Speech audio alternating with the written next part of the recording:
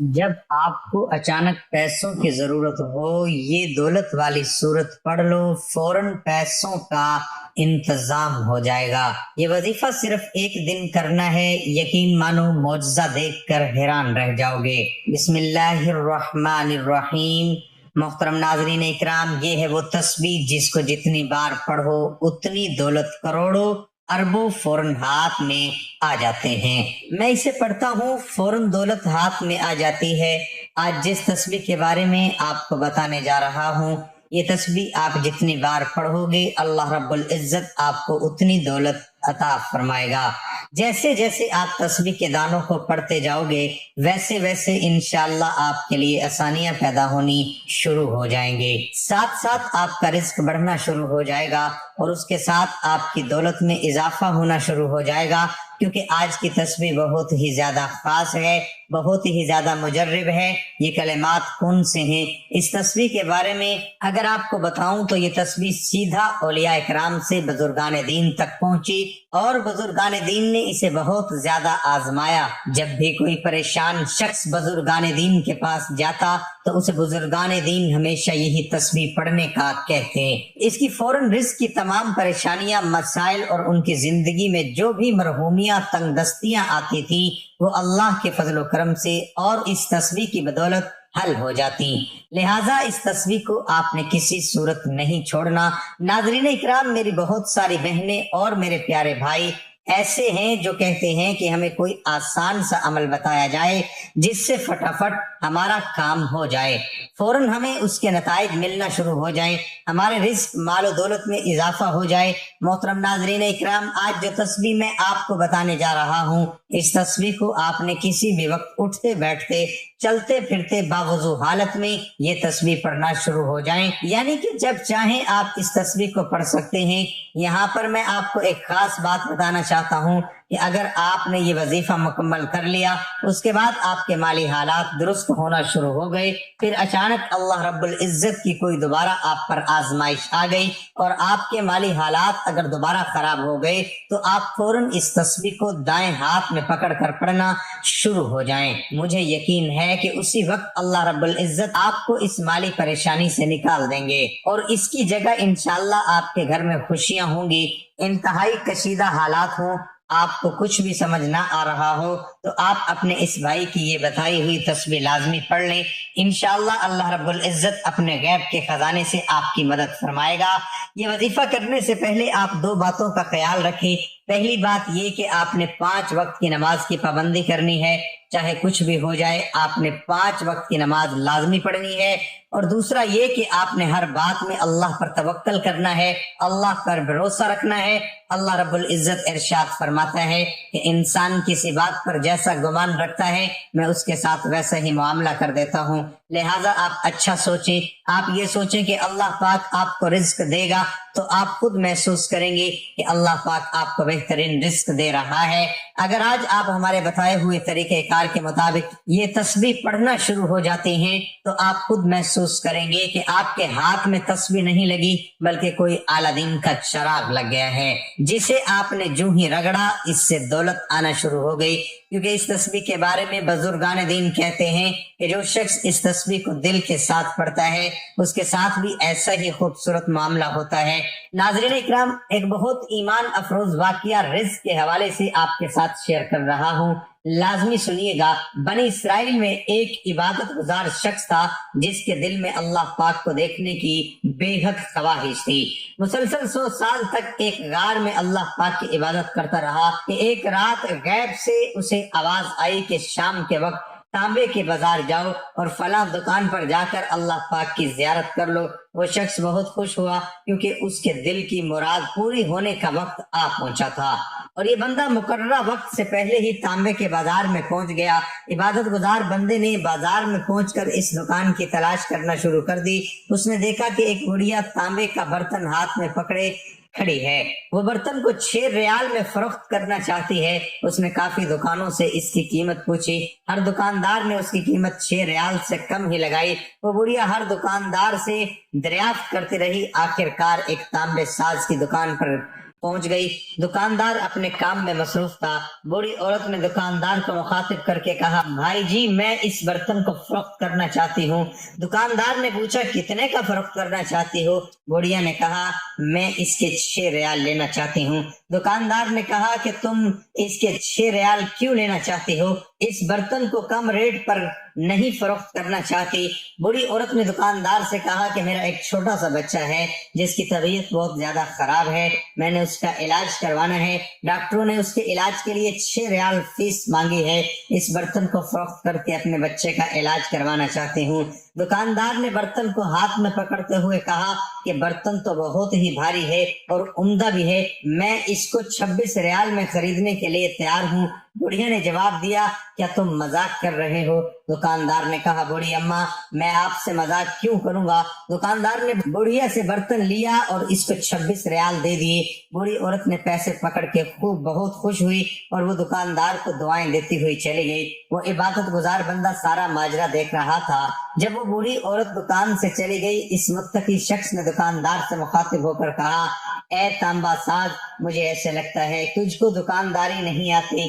متقی شخص نے دکاندار کو کہا کہ سب بازار والوں نے اس کی قیمت 3 یا 4 ریال لگائی تھی، آپ نے تو اس کو 26 ریال میں خرید لیا۔ دکاندار کہنے لگا، میں نے اس بڑھیا کو برتن کی قیمت نہیں دی، میں نے تو بڑھیا کے بچے کے علاج کے لیے پیسے دیے ہیں تاکہ وہ بچے کا علاج کروا سکے، علاج کروا کے اس کے لیے کھانے پینے کا بہترین انتظام کر سکے۔ متقی شخص یہ معجزہ دیکھ کے بہت حیران ہوا۔ اس کو غیب سے آواز سنائی دی کہ چلہ کشی کر کے خدا کو کوئی حاصل نہیں کر سکتا، میری زیارت کرنے کا بہترین طریقہ یہ ہے کہ تم غریبوں کے کام آیا کرو، بے کسوں کا سہارا بنا کرو، ضرورت مندوں کی ضرورت کو پورا کیا کرو، تو ہم خود تم کو اپنی زیارت کروایا کریں گے۔ چیونٹی دن رات محنت میں لگی رہتی ہے اور اس کو خاک سے ہی رزق ملتا ہے، گدھ پرواز کرتے ہوئے اپنا رزق تلاش کر لیتی ہے، مکڑی جالا بناتی ہے، وہ اجالا اتنا خوبصورت اور دیکھنے کے لائق ہوتا ہے، مگر مکڑی کا مقصد جالا بنانا نہیں ہوتا بلکہ اپنے شکار کو پکڑ کر اپنی خوراک بنانا ہوتا ہے۔ اسی طرح وہ کامیابیاں حاصل کرتی ہے۔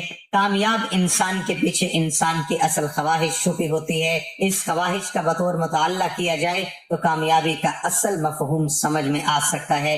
ناظرین اکرام، آج کا عمل بڑا آسان سا ہے۔ ناظرین اکرام، آپ جانتے ہیں کہ درود پاک پڑھ کر کی جانے والی دعا کبھی رد نہیں ہوتی۔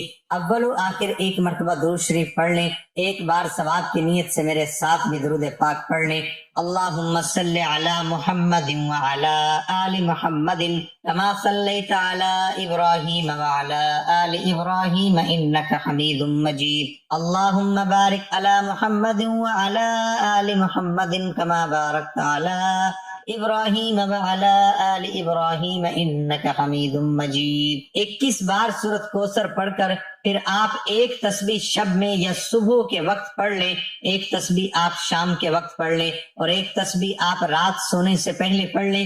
تسبیح کے دانے پر آپ نے الحمدللہ یا رب، الحمدللہ یا رب، تسبیح کے ہر دانے پر آپ نے الحمدللہ یا رب، الحمدللہ یا رب پڑھ لینا ہے۔ یا آپ ترتیب اس طرح بنا لیں کہ 21 بار سورۃ کوثر پڑھ کر ایک تسبیح 100 دانوں والی آپ صبح کے وقت، ایک تسبیح دوپہر کے وقت اور ایک تسبیح مغرب کی نماز کے بعد آپ پڑھ لیں، جیسے آپ کو آسانی لگے۔ لیکن آپ نے ایک دن میں 3 تسبیحات لازمی پڑھنی ہے اور ہر تسبیح میں پہلے 21 بار سورۃ کوثر لازمی پڑھنی ہے۔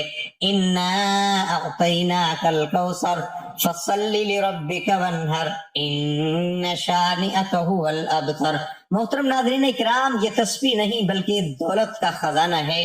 اس کو اگر آپ پڑھنا شروع کر دیتے ہیں، ساتھ میں بنجگانہ نماز کی پابندی شروع کر دیتے ہیں اور اچھا گمان کرتے ہیں، تو پھر آپ دیکھیے گا کہ آپ کے گھر میں کیسے خوشحالی آئے گی۔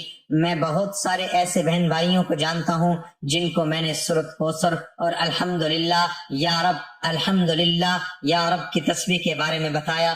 یہ میری خود آنکھوں دیکھا واقعہ ہے، بلکہ آپ اسے کہہ سکتے ہیں کہ میں نے اسے راہ سے گزرتے ہوئے دیکھا۔ پہلے ان کے کچے مکانات تھے، اتنی غربت تھی کہ آگے پیچھے 4 دیواری تک نہیں تھے۔ اب وہاں سے گزر ہوا تو وہاں پر ایسا محسوس ہوتا ہے کہ جیسے عالیشان محل کھڑا ہے۔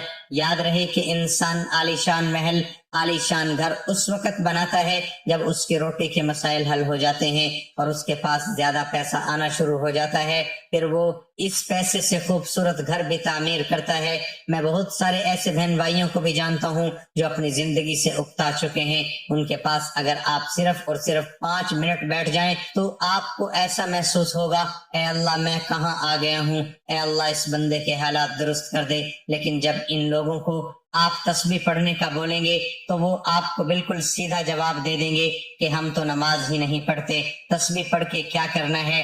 ایسے لوگوں کے حالات اللہ کبھی نہیں سدھارتا، کیونکہ جب ہم نے لا الہ الا اللہ محمد الرسول اللہ کلمہ پڑھتے ہیں، پھر ہمیں کلمے کے مطابق کلمے کے نیچے رہ کر اپنی زندگی گزارنی پڑتی ہے۔ میں ان بہن بھائیوں سے کہنا چاہتا ہوں کہ خدارہ پنجگانہ نماز کی پابندی کریں، ایسا ہرگز نہ کریں۔ اللہ نے اپنی مخلوقات کے لیے پہلے سے رزق کی تقسیم کو یقینی بنایا۔ اللہ رب العزت آپ کو بھی لازمی رزق عطا فرمائے گا۔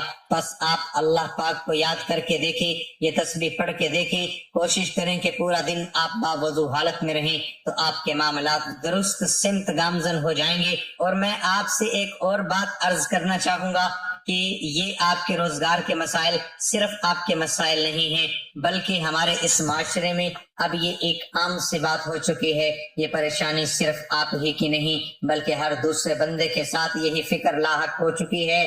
ہر بندہ اب اسی سوچ کا شکار ہو چکا ہے کہ آیا کہ وہ اپنے گھر کے اخراجات کیسے پورے کرے۔ یہ مہنگائی کی وجہ سے ہوا ہے۔ اس کا بہترین حل یہ ہے کہ اللہ کو یاد کیا جائے، اللہ سے مانگا جائے، تو آپ کے معاملات انشاءاللہ خود بخود ٹھیک ہو جائیں گے۔ اگر آپ کا ایک جوتے کا تسمہ بھی ٹوٹ جائے تو وہ بھی آپ اللہ سے مانگے۔ آپ اپنی ہر پریشانی، ہر مصیبت، رنج و غم میں جو بھی آپ کی زندگی میں آتے ہیں، آپ اللہ پاک سے مشاورت کرنے والے بن جائیں تو پھر دیکھیں کہ آپ کے بیڑے کیسے پار ہوتے ہیں۔ پھر اللہ رب العزت آپ کو اپنے محبوب بندوں میں شامل کر لیتا ہے اور آپ کی ساری تکالیف، الجھنیں، پریشانیاں حل فرما کر آپ کی زندگی میں خوشیاں پیدا کر دیتا ہے۔ ناظرین اکرام، جس تسبیح کے بارے میں نے آپ کو بتایا، اس تسبیح کو آپ کم از کم 5 دن لگاتار کر لیں۔ یقین کریں 5 دنوں میں ہی انشاءاللہ آپ کے روزگار کے تمام مسائل حل ہو جائیں گے۔ 5 دنوں میں آپ نے نماز کی بھی پابندی کرنی ہے، میری بہنوں نے بھی پابندی کرنی ہے اور میرے بھائیوں نے بھی پابندی کرنی ہے۔ انشاءاللہ آپ کے مسائل ضرور حل ہو جائیں گے۔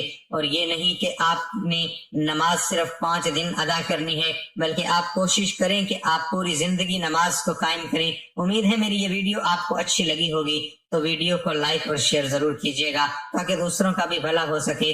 دعا ہے کہ اللہ تعالی ہماری تمام مشکلات اور پریشانیوں کو دور فرمائے، آمین ثم آمین۔ اللہ تعالی ہم سب کو دعا، توبہ اور شکر کی توفیق عطا فرمائے اور قبولیت، بخشش اور نعمت سے محروم نہ کرے۔ اللہ تعالی ہم سب کو آسانیاں عطا فرمائے اور آسانیاں، محبتیں اور خوشیاں تقسیم کرنے کی توفیق عطا فرمائے، آمین۔ اے ہمارے رب، اے رب مہربان، اپنے خزانہ غیب سے خصوصی امداد فرما۔ تجھ سے التجا کرتے ہیں کہ ہم پر رحم فرما، ہمیں ہر اس کام سے بچا جو تجھے ناراض کرے اور ہمیں ہر اس کام کی توفیق دے جس سے تو راضی ہو، اور ہم سب کو، ہمارے عزیز رشتہ داروں اور تمام دنیا کو وبائی مرض سے محفوظ فرما اور اپنی ناراضگی، زمینی آسمانی عذاب سے بچا۔ اللہ ہمیں صحت دے اور اس کی قدر کرنے کی توفیق عطا فرما، آمین یا رب العالمین۔ ویڈیو اچھی لگی تو ویڈیو کو لائک ضرور کر دیں اور اپنے پیاروں کے ساتھ اس ویڈیو کو ضرور شیئر کریں